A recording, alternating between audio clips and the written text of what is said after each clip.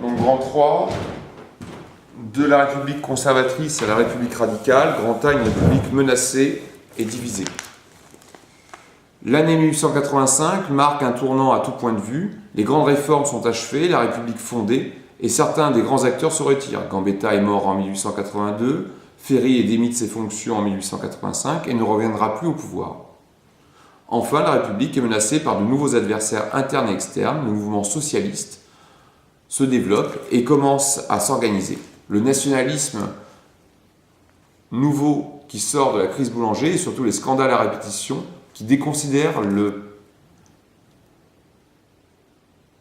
et surtout les scandales à répétition qui déconsidèrent le personnel politique de la Chambre menacent la fragile République. La crise grave de l'affaire Dreyfus marque l'apogée de ces difficultés en révélant le conservatisme du régime et la poussée antisémite. Cependant, la sortie de cette crise permettra à la République de renouveler son modèle et son personnel politique dans le radicalisme. Au cours de cette période, la République s'affermit, comme le montrent tous les résultats des élections qui se succèdent. Cependant, si les républicains sont largement majoritaires, royalistes et bonapartistes ne disparaissent pas, se renforçant même parfois à l'occasion de certaines crises, comme la crise du général Boulanger, comme la crise organisée par le général Boulanger en 1888-1889. De plus, la gauche républicaine, en particulier radicale, incarnée par Georges Clemenceau, progresse fortement dans ces années. Elle pose la question sociale et la place de l'Église dans la société. Elle pose la question de la place de l'Église dans la société, question dont les républicains opportunistes n'ont pas voulu entendre parler jusque-là.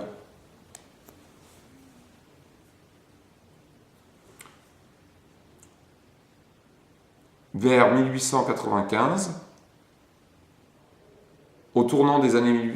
à la fin des années 1890, la gauche radicale fait jeu égal avec la gauche républicaine conservatrice. Enfin, la gauche socialiste, elle aussi progresse et devient une force politique non négligeable à partir de 1893. Sa grande figure est bien sûr Jean Jaurès, qui réussit à unifier toutes les tendances socialistes. Il créera la SFIO en 1905. Le pays traverse une série de graves crises politiques, économiques, avec la Grande Dépression. Ces crises cristallisent les oppositions, renforcent les opposants à la République, qu'ils soient socialistes ou qu'ils soient monarchistes.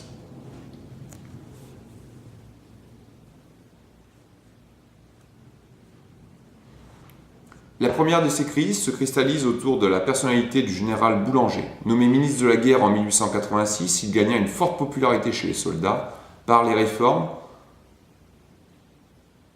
de l'armée et dans la population en prêchant la revanche, c'est-à-dire la guerre contre l'Allemagne. Il fut d'ailleurs surnommé le général La Revanche. Soutenu à gauche comme à droite et dans tous les milieux sociaux, le général Revanche fut alors écarté du gouvernement en mai 1887. Une énorme manifestation cadrée par la Ligue des Patriotes de Paul Déroulède échoue pourtant à imposer le retour du général. Parallèlement, un scandale énorme, le scandale des décorations, contraint le président à la démission. Le Parti national, réunissant nationalistes de gauche et de droite, en profite pour imposer Boulanger comme un recours à une république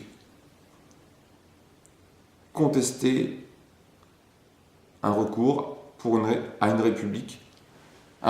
république jugée incapable, corrompue et inefficace.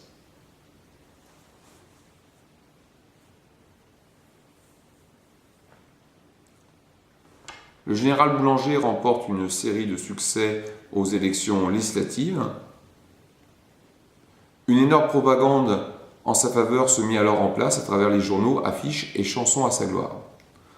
Les boulangistes, cependant, sont divisés sur la stratégie à mener, soit le légalisme, attendre que les élections donnent le pouvoir au général Boulanger, ou organiser un coup d'État.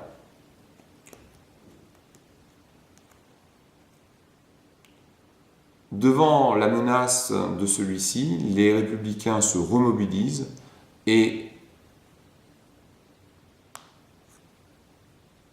devant cette menace, les républicains se remobilisent. La Ligue des Patriotes de Déroulède fut interdite à la fin de 1888.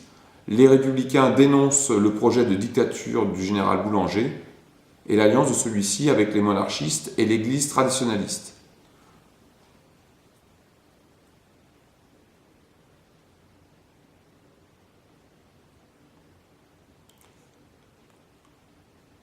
Boulanger hésite sur la conduite à tenir. Finalement, suspecté d'organiser un coup d'État, il est contraint à l'exil et se suicidera quelques jours plus tard à Bruxelles. Mais la crise finie, elle ne s'arrête pas. Effectivement, elle va laisser de profondes traces dans le paysage politique français.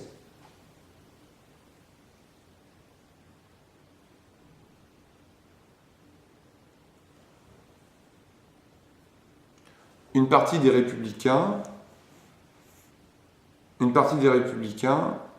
doute.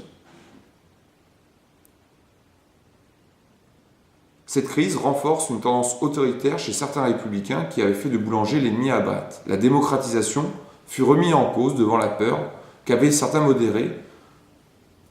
les modérés qu'un tribun comme un général puisse exploiter à son profit les erreurs et la corruption d'une partie du personnel politique, mais puisse s'appuyer. La démocratisation fut donc remise en cause devant la peur des modérés, devant les libertés nouvelles que pouvait offrir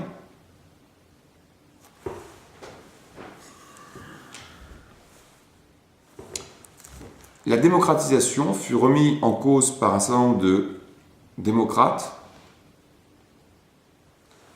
La démocratisation fut remise en cause par certains républicains qui voient dans une trop grande liberté la possibilité pour un dictateur populaire d'accéder légalement au pouvoir. Cette tendance autoritaire fut confirmée dans les années 1890 lorsqu'à partir d'un nouveau scandale, celui de Panama, qui mêlait corruption de députés, antisémitisme, et antisémitisme, la droite républicaine accéda au pouvoir. Cette droite se rallia à la République à la demande du pape lui-même. Ainsi, quand la République fut confrontée à une nouvelle crise d'une toute autre nature, le régime se durcit considérablement et les héritiers de Ferry, qu'on appelait les opportunistes, s'allièrent avec cette nouvelle droite pour gouverner sans l'appui des radicaux trop marqués à gauche. Cette crise était politique et sociale. Elle portait sur la question de la place des ouvriers et du socialisme dans la République. Elle posait aussi la question véritable de la démocratie.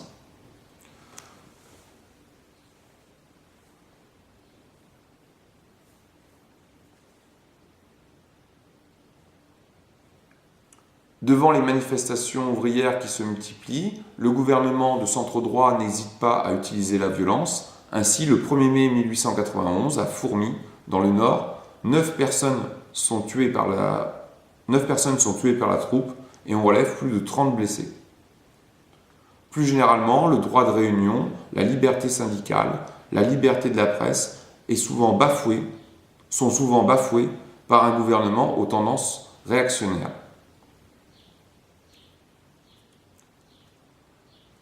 Dans les mois qui suivirent, à partir de 1892, une série d'attentats anarchistes servirent de prétexte au gouvernement pour durcir la répression contre l'extrême gauche. Cette crise culmina avec l'attentat de Caserio qui coûta la vie au président Sadi Carnot en 1894. Des militants furent arrêtés, les journaux fermés, les auteurs de ces attentats guillotinés. Les gouvernements de cette époque furent donc dominés par une alliance conservatrice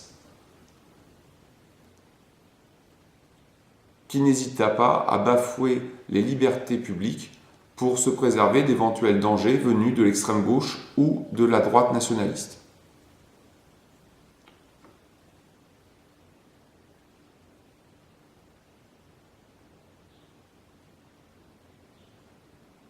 Mais le véritable tournant de notre période est bien sûr l'affaire Dreyfus. Cette tendance conservatrice et autoritaire de la République